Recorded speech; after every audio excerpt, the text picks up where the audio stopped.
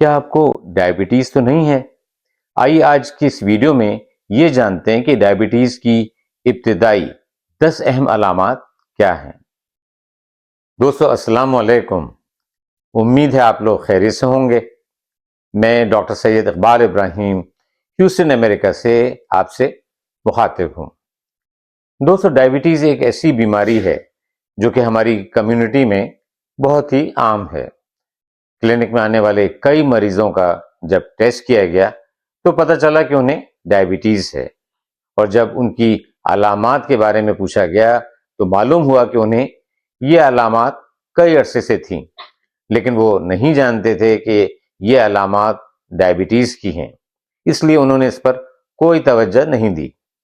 آج میں نے سوچا کہ کیوں نہ ایسی ویڈیو بنائی جائے جس میں ڈائبٹیز کی 10 اہم ابتدائی علامات کے متعلق آپ لوگوں کو آگاہی دوں، کیونکہ اگر آپ شروع میں ہی ان علامات کو پہچان جاتے ہیں تو یہ ممکن ہے کہ آپ غذاؤں کے ذریعے اور اپنے لائف اسٹائل میں تبدیلی لا کر اس پر قابو پا سکتے ہیں، اور اس طرح آپ ڈائبٹیز کے مکمل طور پر ظاہر ہونے سے پہلے ہی اس سے بچ سکتے ہیں۔ آئیے دیکھتے ہیں کہ ڈائبٹیز کی 10 اہم ابتدائی علامات کون سی ہیں۔ نمبر 1، پیشاب بار بار آتا ہے، اور خاص طور پر رات کے وقت آپ کو اٹھنا پڑتا ہے، اس لیے کہ ہماری کڈنیز اضافی شوگر کو فلٹر کرتے ہیں، اور اس کے ساتھ ساتھ پانی بھی نکل جاتا ہے۔ اس طرح جسم میں پانی کی کمی ہو جاتی ہے اور آپ کو زیادہ پیاس بھی محسوس ہوتی ہے، اور آپ معمول سے زیادہ پانی پیتے ہیں۔ نمبر 2، بیکٹیریا کی پسندیدہ غذا شوگر ہوتی ہے، اور جب یہ بڑھ جائے تو UTI یا یورینری ٹریکٹ انفیکشن کا خطرہ بھی بڑھ جاتا ہے، اس لیے بار بار UTI کا ہونا بھی ڈائبٹیز کی ایک اہم علامت سمجھا جاتا ہے۔ نمبر 3، غیر معمولی تھکاوٹ محسوس ہوتی ہے، جسم ہر وقت تھکا ہوا رہتا ہے حالانکہ آپ نے کوئی بھی ایسا جسمانی مشقت کا کام نہیں کیا ہوتا۔ اس کی وجہ یہ ہے کہ پہلے ہماری باڈی کے سیلز میں جو گلوکوز پہنچتا تھا وہی ہمیں انرجی دیتا تھا، اب انسولین کی ریزسٹنس کی وجہ سے یہ گلوکوز سیلز میں داخل نہیں ہو رہا، تو انرجی کہاں سے آئے گی؟ اسی لیے باڈی تھکاوٹ کا شکار رہتی ہے۔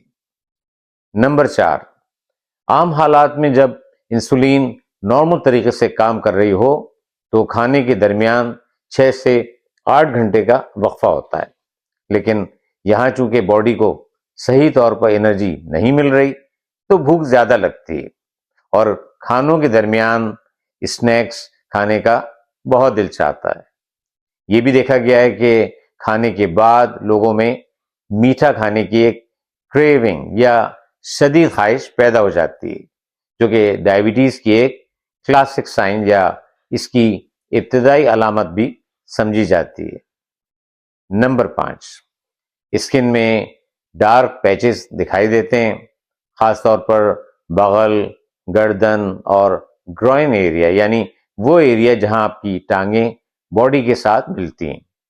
اسکن کے انفیکشن میں اضافہ ہو سکتا ہے، اسکن ٹیکس بھی باڈی کے مختلف حصوں میں نظر آ سکتے ہیں۔ نمبر 6، آپ کی بینائی متاثر ہو سکتی ہے، اس کی وجہ یہ ہے کہ آنکھوں کے جو لینسز ہوتے ہیں ان میں سویلنگ آ جاتی ہے، اور ہماری آنکھ کی ایک اہم لیئر ریٹنا کی بلڈ ویسلز ڈیمیج ہو جاتی ہیں۔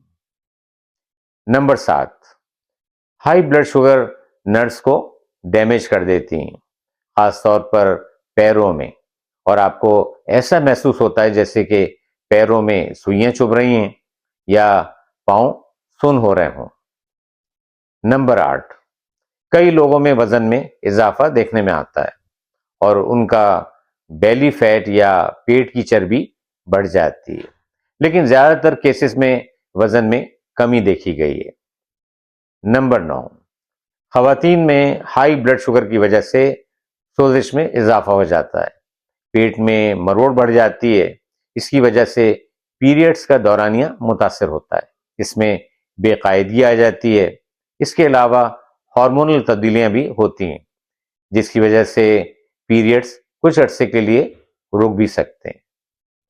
نمبر 10، اگر باڈی میں کوئی بھی زخم ہو جائے تو اس کو صحیح ہونے میں کافی وقت درکار ہوتا ہے۔ اس کی دو ہی وجوہات ہوتی ہیں۔ ایک وجہ تو یہ ہے کہ بلڈ ویسلز ڈیمیج ہونے کی وجہ سے بلڈ سپلائی کم ہو جاتی ہے، آکسیجن اور نیوٹرینٹس جو زخم کو ٹھیک کرنے کے لیے چاہیے ہوتے ہیں ان میں کمی آ جاتی ہے۔ دوسری وجہ یہ ہے کہ نروز ڈیمیج ہو جاتی ہیں، حساسیت کا نظام متاثر ہوتا ہے، جسم میں اگر کوئی بھی زخم ہو جائے تو آپ کو اس کا احساس ہی نہیں ہوتا، اور یہ اکثر دیکھا گیا ہے کہ لوگوں کو معلوم ہی نہیں ہوتا کہ ان کے جسم، خاص طور پر پیروں یا ٹانگوں پر کوئی بھی زخم موجود ہے۔ دوستو، اگر آپ سمجھتے ہیں کہ ان علامات میں سے 2 سے 3 علامات بھی آپ میں موجود ہیں تو آپ کو چاہیے کہ اپنے ڈاکٹر سے ضرور رجوع کریں تاکہ وہ آپ کی ہسٹری لیں، پیروں کا معائنہ کریں اور بلڈ شوگر کا ٹیسٹ بھی کروائیں تاکہ آپ کی بر وقت تشخیص ہو سکے۔ یاد رکھیں، جتنی جلد آپ کی تشخیص ہوگی اتنا جلد ہی آپ کی بلڈ شوگر کو نارمل کرنے میں آسانی ہوگی اور آپ ڈائبٹیز جیسے مرض سے دور رہ سکتے ہیں۔ میری پچھلی ویڈیو بھی ڈائبٹیز سے متعلق تھی اور اگلی کئی ویڈیوز میں بھی ڈائبٹیز جیسے اہم موضوع کے متعلق بات کروں گا، دیکھنا نہ بھولیں۔ دوستو، امید ہے اس ویڈیو نے آپ کی معلومات میں اضافہ کیا ہوگا۔ ان معلومات کو اپنی فیملی اور دوستوں کے ساتھ بھی ضرور شیئر کریں۔